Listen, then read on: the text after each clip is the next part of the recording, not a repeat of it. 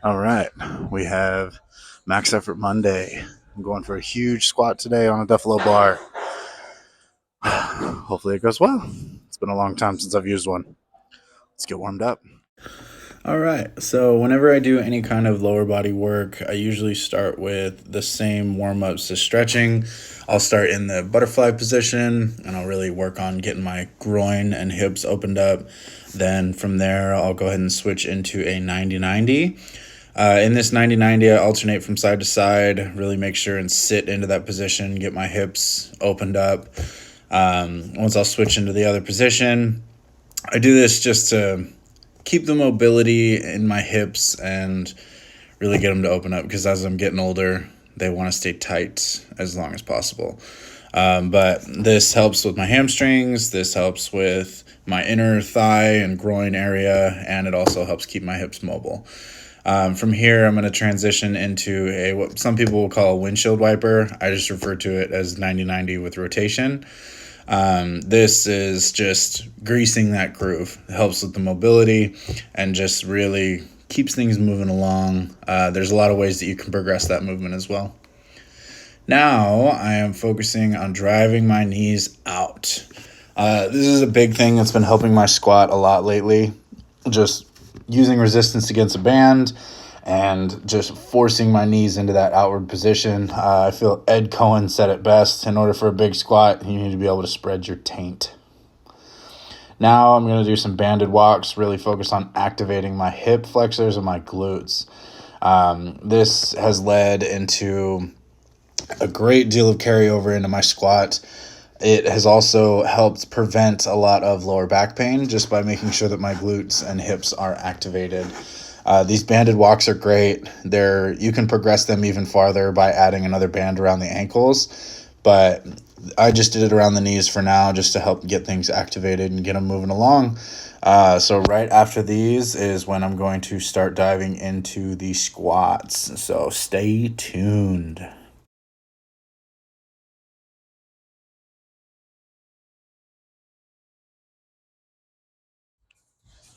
All right, so for those of you that have never seen one before, this is a Duffalo bar. It's also known as a Cambered bar. It's a little tricky to use, but we'll see what we can do with it. First set.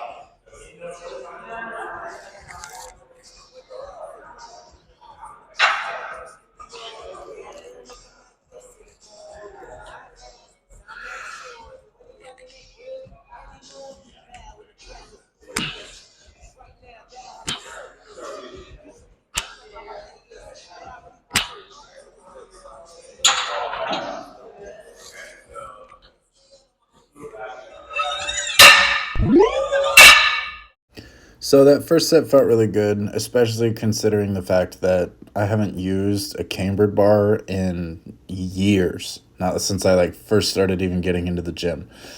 So it took me a second to really get used to it. After about the first or second rep, I started feeling really snappy and my lockouts started getting really strong. So I focused on that.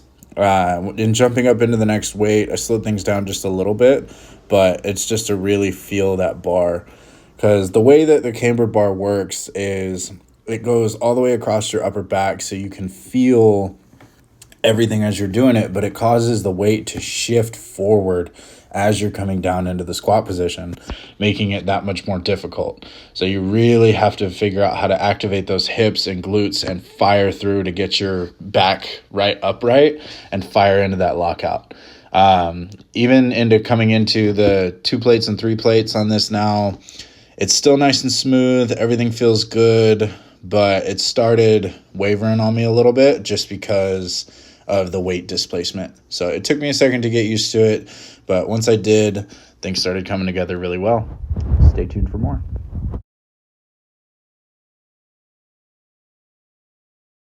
All right, based on how that last one felt, it's about time to put on knee sleeves and my belt. Stay tuned. This one goes out to my fellow big boys who struggle to put on their knee sleeves. So the easiest way that I've found to be able to do it is to stick them on inside out and then pull them up from there. Makes it a little easier. Start at the bottom, pull them over. Then you get them about 3/4 of the way up your calf. Grab the bottom and pull them bitches right into place.